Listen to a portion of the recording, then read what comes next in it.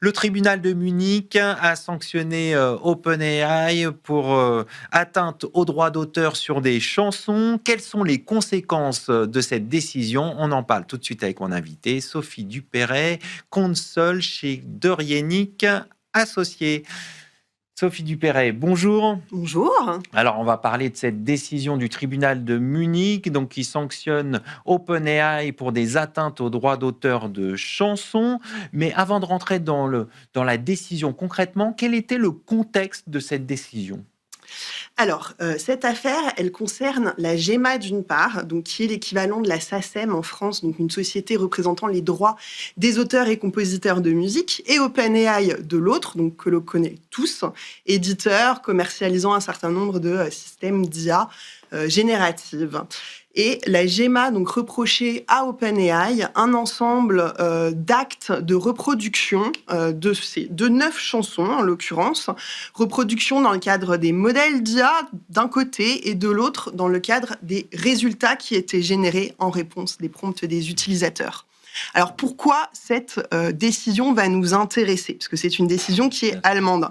En qualité de cabinet d'avocats français, elle nous intéresse directement puisque nous sommes spécialisés en droit des nouvelles technologies et c'est la première décision européenne en la matière, donc qui vient traiter directement de l'IA et de la contrefaçon. Et le tribunal allemand, pour la première fois, va venir considérer que nous avons une atteinte aux droits des auteurs. Donc ça veut dire que c'est une première. Il n'y a pas d'autres. On entend beaucoup de contentieux aux États-Unis et ailleurs dans le monde. Il y avait rien dans ce domaine de l'industrie musicale? Alors, de l'industrie musicale, non. On avait une décision précédemment en lien qui avait été rendue, mais sur un autre terrain en Europe.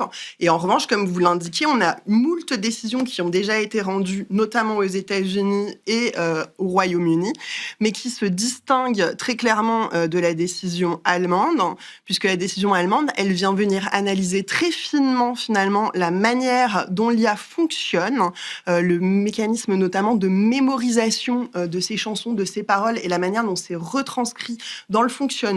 Et donc, elle vient caractériser une atteinte globale et générale aux droits des auteurs, en l'occurrence des auteurs et compositeurs de musique, ce qui n'était absolument pas le cas des décisions étrangères qui étaient davantage favorables aux éditeurs et aux acteurs du monde de l'intelligence artificielle. Alors, vous venez d'expliquer les droits qui étaient en cause, mais comment le tribunal lui-même a caractérisé l'atteinte aux droits d'auteur, si on en revient à cette décision? Alors, la décision, elle se concentre sur ces 9 chansons. Et donc, le tribunal va venir considérer qu'on a finalement 2 grandes atteintes aux droits des auteurs, et notamment à ce droit de reproduction. Dans un premier temps, il va venir considérer que, de par l'entraînement du modèle, finalement, le modèle d'IA va venir s'entraîner, enregistrer et mémoriser finalement les résultats de cet apprentissage et que ces résultats-là, ils peuvent se retraduire et se retranscrire au travers de questions simples posées par les utilisateurs. Donc on a ce premier acte de reproduction qui est considéré comme étant illicite puisque fait sans autorisation. Et le deuxième, qui est un deuxième acte de reproduction et de diffusion au public, qui est que nous avons finalement une reproduction des paroles des chansons en totalité ou de manière partielle, parfois avec des variantes, mais peu importe, finalement, les paroles sont reconnaissables dans les résultats des prompts. Donc ça, c'est une seconde atteinte.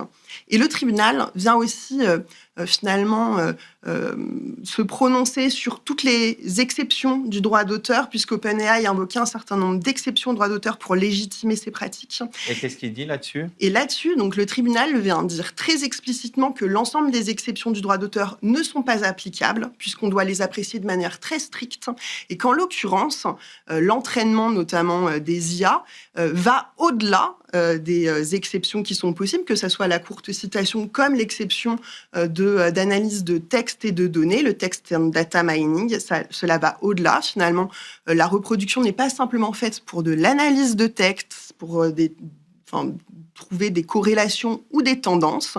On a une reproduction durable et ça constitue bien une atteinte durable et importante au droit d'exploitation. Bon, on a bien compris les différentes atteintes. Est-ce que cette décision, elle ouvre la voie à d'autres actions, qu'elles soient individuelles ou collectives? Alors, très clairement, parce que ça vient conforter les droits donc des titulaires de droits, dans le domaine de la musique, mais de manière plus générale, finalement, tous les titulaires de droits d'auteur. Donc, on peut imaginer des actions identiques dans le secteur de la presse, notamment, ou des œuvres littéraires. Et puis, de manière cette fois-ci un petit peu extrajudiciaire, la décision de justice, elle ouvre aussi la voie à des revendications, on va dire, plus en amont du contentieux, pour solliciter notamment et négocier des licences, hein, puisque les éditeurs de systèmes d'intelligence artificielle vont quand même être tentés de sécuriser le mieux possible leur exploitation et donc de négocier des accords pour prévenir d'éventuels contentieux. Un peu ce qui s'est fait avec des acteurs de la presse qui ont négocié avec des grands acteurs de l'IA. Totalement. On a déjà des accords qui sont intervenus et ils pourraient avoir vocation à se généraliser. Et pour vous, qui sont les grands bénéficiaires de cette décision, si on doit faire une petite liste? Alors, très clairement, là, dans un premier temps, on est sur une décision qui se limite aux demandeurs, donc l'AGEMA et les fameux auteurs, hein, et titulaires des droits des 9 chansons concernées. Après, très clairement, de manière indirecte, ça va bénéficier à tous les ayants droit potentiels, titulaires de droits de propriété intellectuelle. Alors, si on se place maintenant d'un point de vue international, j'ai envie de dire, est-ce que cette décision qui est rendue par un tribunal allemand peut avoir un écho européen, voire même plus large? Alors, très clairement, puisqu'en fait, la décision allemande, hein, elle se fonde certes sur les textes allemands, mais ces textes sont issus de directives européennes.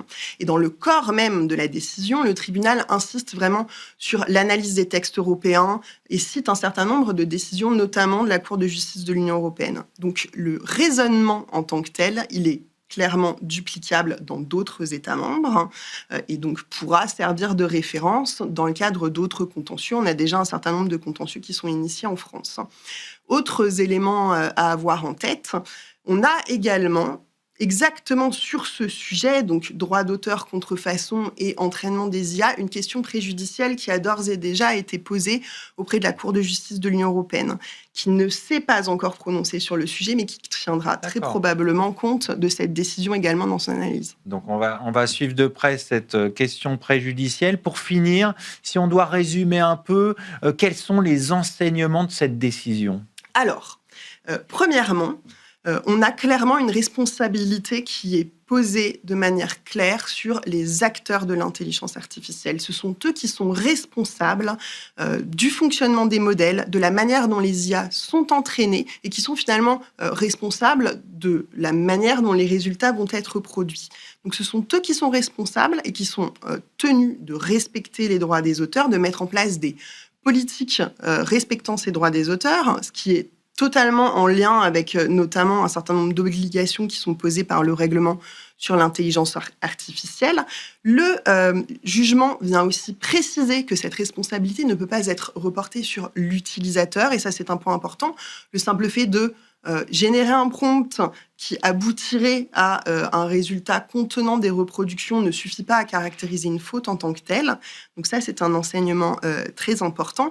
Et puis, de manière plus générale, le jugement, et ça, c'est peut-être plus d'un point de vue de portée, il s'inscrit quand même dans un débat actuel très important sur finalement la place des auteurs vis-à-vis des acteurs de l'intelligence artificielle et cette balance finalement entre protection d'un côté et juste rémunération et de l'autre le frein potentiel à l'innovation.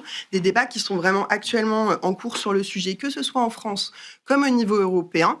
Et clairement, à mon sens, ce respect du droit des auteurs, il sera clé pour les suites de développement de l'intelligence artificielle. On va conclure là-dessus. Je vous remercie, Sophie Dupéret. Je rappelle que vous êtes consul au sein du cabinet Derian-Nick.